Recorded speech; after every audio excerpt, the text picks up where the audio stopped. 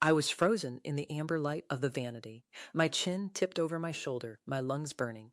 For 18 years, Kyle had been invisible, a mistake to be hidden. But in 2 words, Morgan had just validated my existence. Last time on Becoming Lacey, Morgan helped me into a pair of black patent leather heels. My body wanted to slouch and stomp, but under her tutelage, I found the invisible string pulling me upward. I unlocked my pelvis. I found the fluid rhythm. I found the sway. And when she looked at me, she just whispered, "Damn, Lacey, that's hot." Morgan moved toward me with a predatory grace. The click of her heels count down the seconds until she breached my personal space. She stopped inches away.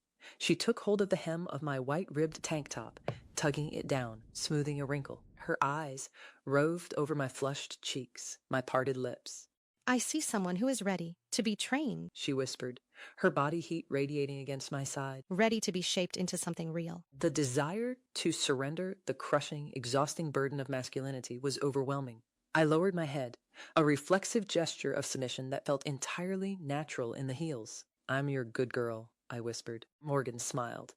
She reached for a small, sleek black box on her vanity. With a flick of her thumb, she opened the lid. "A necklace," Morgan explained with absolute reverence. "for the girl who wants to be mine." I felt the warm velvet touch my bare throat, a stark, beautiful contrast to the stiff collars of my polo shirts.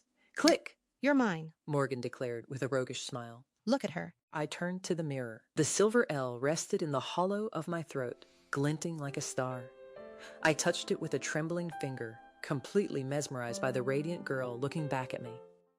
Hours later, the sanctuary of my bedroom was a temple of secret worship.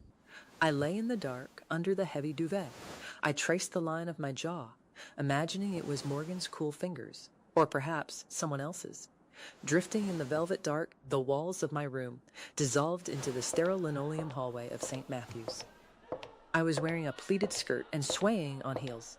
Leaning against the lockers was Jonah, the star quarterback, the very embodiment of the unyielding masculinity that terrified Kyle. But as Lacey approached, he didn't mock me. His gaze was heavy, pinning my arms to my sides. He pulled me into an empty classroom, backing me against Mr. Grayson's heavy oak desk. "You think I don't see what you are?" he rumbled, his massive frame trapping me, making me feel impossibly small. "You're my little thing. Mine." The words shattered me. The sheer, overwhelming weight of his presence, the crushing dominance that I had always been told I was supposed to possess, was entirely surrounding me. I surrendered to it. Even in the dream, the truth had settled deep in my marrow. I wasn't a broken boy failing to be a man. I was a girl. I closed my eyes and pulled the duvet tighter, letting the beautiful, unburdened ghost of my desire hold me as I drifted toward sleep. Next time on Becoming Lacey, the illusion of clothes isn't enough. Tomorrow, Morgan physically rewrites the geography of my face with makeup. When I finally open my eyes to the vanity mirror, the boy is buried forever, and a terrifyingly beautiful masterpiece stares back. Join us for the makeover, only on the next episode